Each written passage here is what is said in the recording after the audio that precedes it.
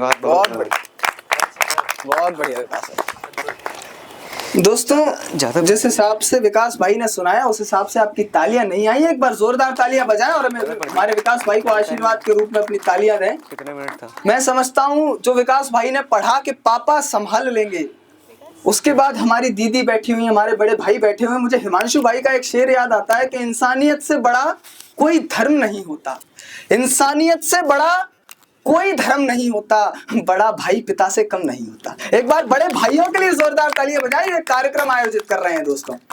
तो मैं आपको बहुत आसानी से एक चीज बता दूं, जो सबसे आसान चीज है वो है तालियां बजाना, जो कि आप नहीं बजा रहे हैं। ये इतनी ठंड पड़ रही है, उन्होंने बोल भी दिया कि सर्दियां करवटें बदल रही हैं, उसके बाद भी आप तालियां नहीं बजा रहे, ये आपकी गलती है। तो तालियां बजाते रहिए, क्योंकि जो यहाँ पर आता है उसको आप ही की तालियों से गर्माहट मिल रही है, क्योंकि यहाँ तो खुला हुआ है पूरा।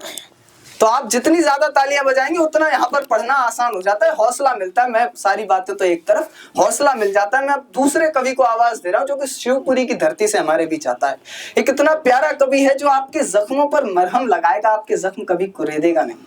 लेकिन अभी कुछ एक अलग कैफियत में वो है, अभी थोड़ी सी उसकी तबीयत नासाज है कि मेरी तन्हाई देखेंगे तो हैरत ही करेंगे लोग, मेरी तन्हाई देखेंगे तो हैरत ही करेंगे लोग, मोहब्बत छोड़ देंगे या मोहब्बत ही करेंगे लोग। एक ऐसी कैफियत का शायर अभी बिल्कुल हमारे बीच है, एक बहुत प्यारा कवि। मैं हेमंत कुमार को आवाज दे रहा हूं, जो अभी आजकल हेमंत विशाल नाम से जाने जा रहे हैं हमारे बीच। बहुत ही प्यारी तरन्नुम, बहुत ही अच्छा कवि है, बड़ा अच्छा प्रेम का कवि। आपके जख्मों पर अगर मरहम न लगाए तो मैं मंच पर नहीं चढ़ूंगा। एक बार जोरदार तालियां बजाइए हमारे हेमंत भाई के लिए।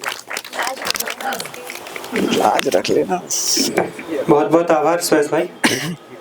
सर्वप्रथम माँ शारदे के श्री चरणों में नमन करता हूँ, माँ भारती के चरणों में नमन करता हूँ, आप सभी की उपस्थिति को प्रणाम करता हूँ, नमन करता हूँ।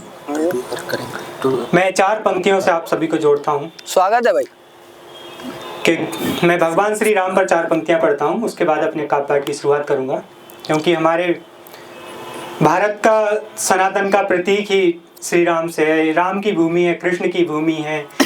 यहाँ मीरा के गीत गाए जाते हैं, यहाँ राधा कृष्ण के गीत गाए जाते हैं। मैं श्रृंगार लिखता हूँ तो उन्हीं का अनुयायी हूँ। मैं 4 पंक्तियाँ पढ़ता हूँ, जोड़ता हूँ, आप सबको जुड़िएगा।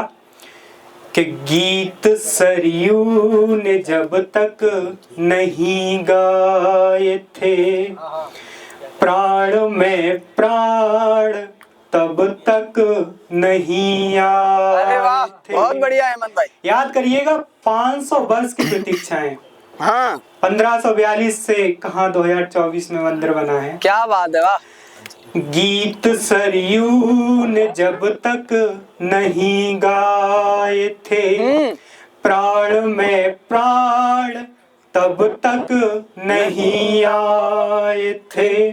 सहमे थे रस्ते सभी के सभी, सहमे थे रस्ते सभी के सभी, राम जब तक अयोध्या नहीं आए, बहुत बढ़िया यार। राम जब तक अयोध्या नहीं आए थे।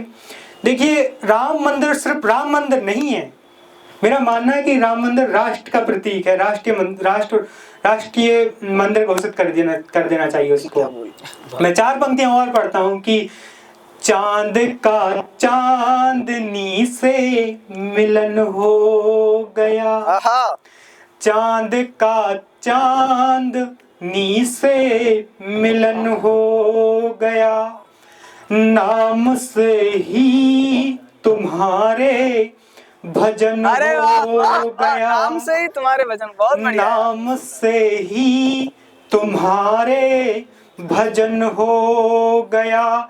एक भूमि का टुकड़ा था बंजर मगर, एक भूमि का टुकड़ा था बंजर मगर, आगमन से तुम्हारे चमन हो गया, बहुत सुंदर यार। आगमन से तुम्हारे चमन हो गया।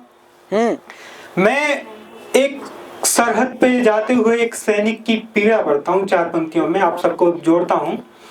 एक सैनिक है जो घर से सरहद पर आया है, वो उसके मन में क्या कौतूहल उत्पन्न हो रहा है, वो क्या कहना चाहता है। मैं 4 पंक्तियां से जोड़ता हूँ।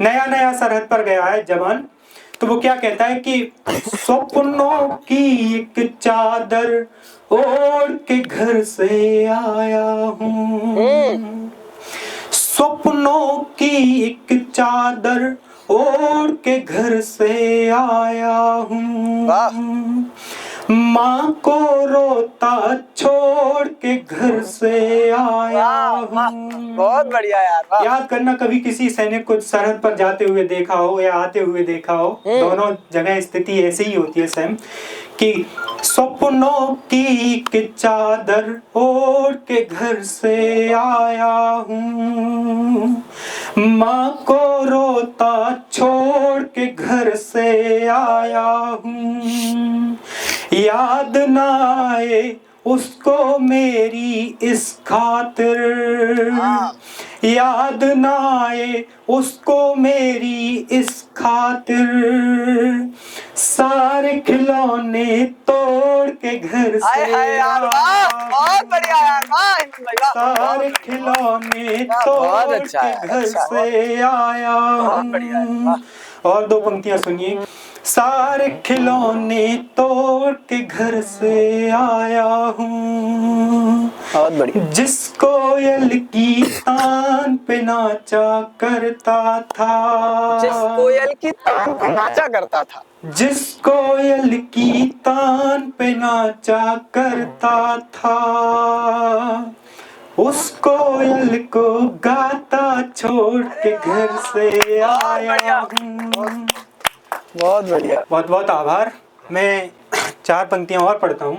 आप सब इतना अच्छा सुन रहे हैं, इतने ध्यान से सुन रहे हैं, लग रहा है कि 4 पंक्तियां और सुनाऊंगा आप सबको।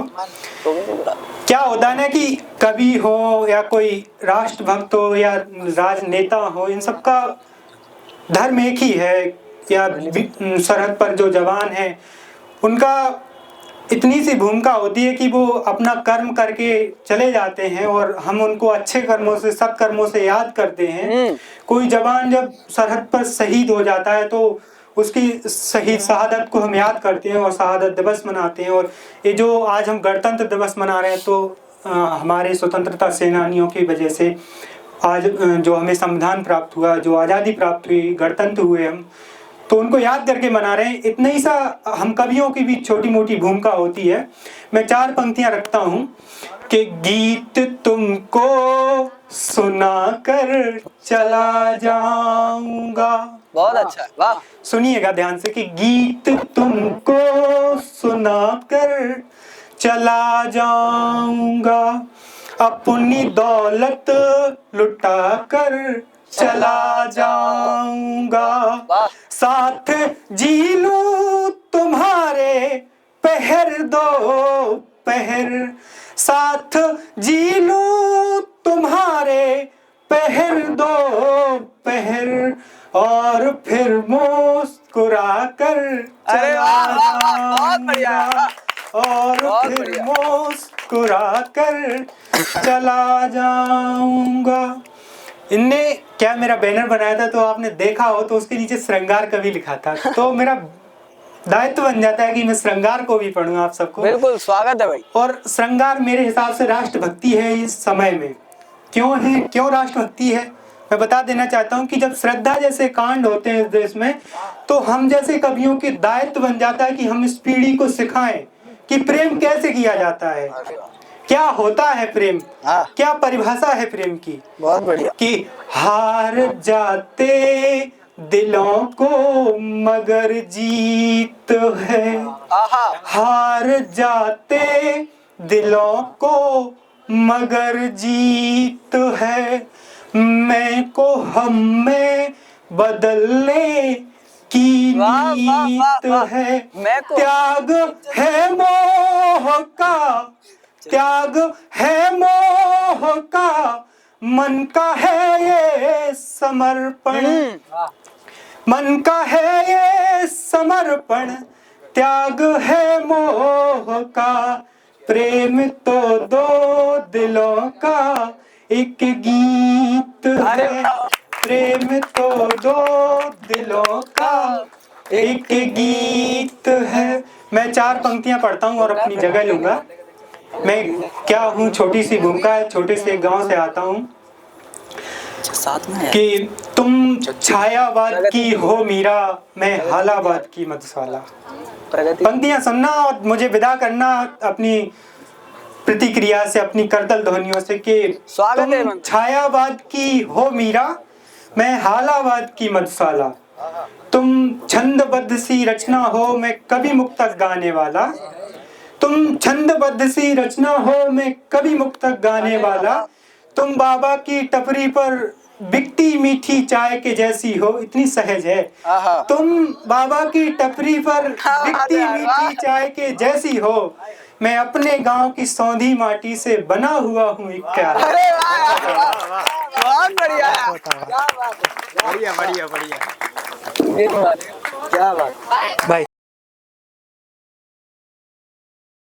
एक्टिंग क्लासेस है, लेकिन उसके साथ साथ यहाँ अपना क्लास भी हमने इंक्लूड किया है।